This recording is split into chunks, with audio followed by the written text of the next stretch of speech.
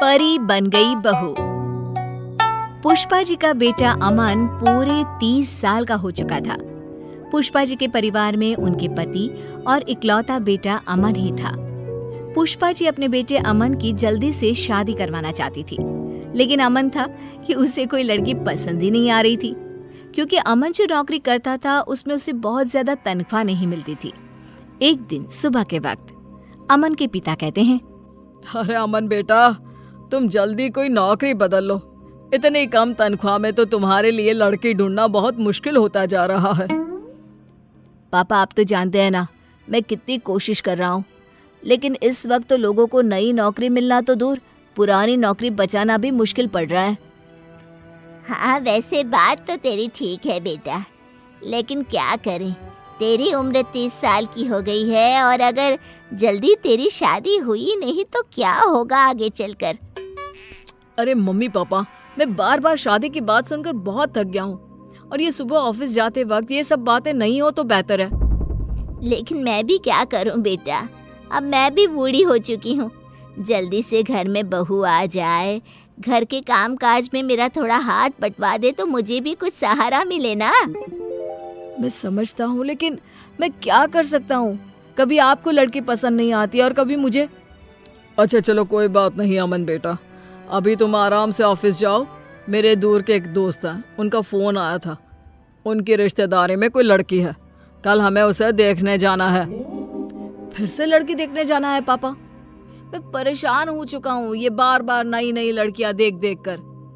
अरे अब ये तो करना ही पड़ेगा ना, तुम्हें इसमें भी कोई परेशानी है? नहीं माँ, कोई परेशानी नहीं है। ठीक है, मैं कल आपके साथ लड़की देखने चलूंगा।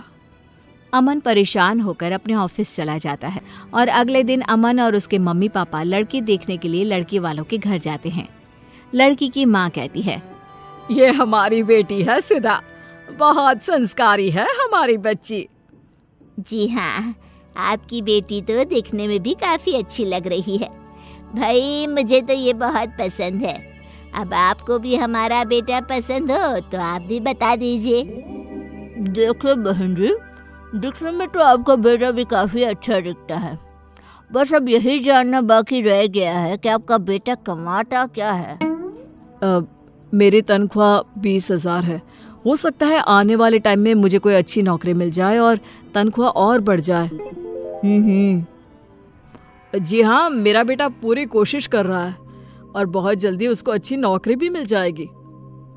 लेकिन इस बात की कोई गारंटी थोड़ी ना है, शादी के बाद भी अगर आपके बेटे को अच्छी नौकरी नहीं मिली तो। हाँ जी, आप बिल्कुल ठीक कह रहे हैं, और वैसे भी 20,000 में आजकल होता ही क्या है। माफ कीजिएगा भाई साहब, हमें ये रिश्ता मंजूर नहीं। देखा माँ, मैंने आपसे पहले ही कहा था, जहाँ आपको लड़की पसंद आ जाती है वहाँ पर मेरी कम तनख्वाह के चलते कोई शादी करने को तैयार नहीं होता। ये सारी बातें हम घर चलकर भी तो कर सकते हैं। अमन, गुस्सा करने का कोई फायदा नहीं। अमन अपने परिवार के साथ वापस घर लौट आता है। कुछ दिनों के बाद पुष्पा जी एक नया रिश्ता लेकर अमन के पास जाती हैं। अमन बेटा, देखो मेरी सहेली की बेटी है, इसका रिश्ता आया है तुम्हारे लिए। ये लोग कल ही हमारे घर आ रहे हैं। ओहो, फिर से लड़की देखनी पड़ेगी क्या? एक आखिरी बार, और मुझे लग रहा है कि इस बार तुम्हारा रिश्ता जरूर हो जाएगा। अगले दिन पुष्पा जी की सहेली अपनी बेटी को लेकर उनके घर आती है और दोनों परिवारों में आपस में बातचीत होती है।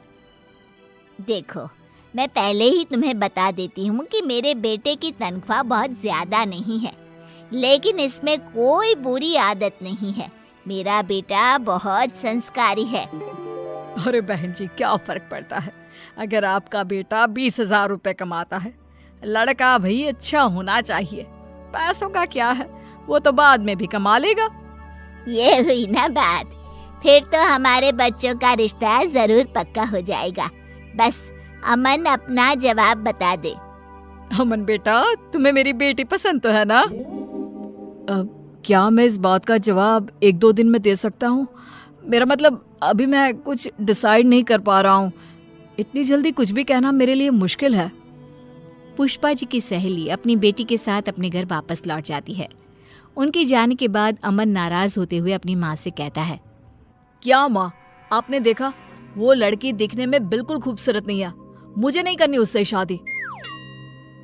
तुम्हारी बात तो ठीक है बेटा, लेकिन अब हमारे सामने कोई चारा भी नहीं है। उस लड़की को तुम्हारी कम तनख्वाह से कोई फर्क नहीं पड़ता। मेरे हिसाब से तो ये बहुत अच्छा रिश्ता है। लेकिन अमन पुष्पा जी की सहेली की बेटी के साथ शादी करने को तैयार ही नहीं होता। फिर से वही बात हो गई। कभी लड़की सुंदर नहीं मिलती, और अगर लड़की सुंदर मिलती है तो तुम्हारी तनख्वाह की वजह से रिश्ता नहीं हो पाता। अमन अपने मम्मी पापा की बातों से परेशान होकर घर से बाहर निकल जाता है। रात बहुत हो चुकी थी। अमन बहुत परेशान था। वो एक पार्क में जाकर बैठ जाता है। तभी पार्क में पीछे झाड़ियों से किसी के रोने की आवाज उसे सुनाई देती है। कौन है? कौन वहां रो रहा है? मैं हूँ, इन पेड़ों के पीछे। अरे लेकिन तुम कौन और पेड़ों के पीछे क्या कर रही हो? तुम तो दिखने में किसी परी की तरह लग रही हो। मैं परी ही हूँ, मेरा नाम परी है। अरे तुम्हारा नाम क्या? तुम तो बिल्कुल परियों की तरह खूबसूरत हो। लेकिन तुम इस तरह रो क्यों रही हो? और इतनी रात को पार्क में अकेले क्यों बैठी हो? मेरा इस दुनिया में कोई नहीं है, मैं एकदम अकेली हूँ। मेरे माँ बाप दोनों का निधन हो चुका है। कुछ गलत लोगों ने मेरा पीछा करने की कोशिश की तो मैं यहाँ आकर छुप गई। अरे लेकिन तुम यहाँ कब तक छुपी रहोगी? तुम यहाँ पर सेफ नहीं हो। तो क्या करूँ, कहाँ जाऊँ, मेरे खुद समझ में नहीं आ रहा।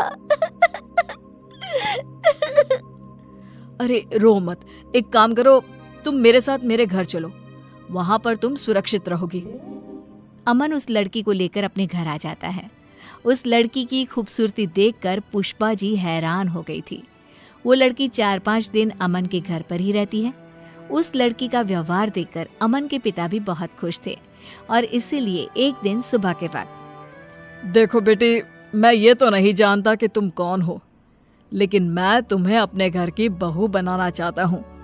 हाँ, मैं भी कब से वही बात सोच रही थी, लेकिन फिर मुझे लगा पता नहीं परी को अच्छा लगे भी या नहीं।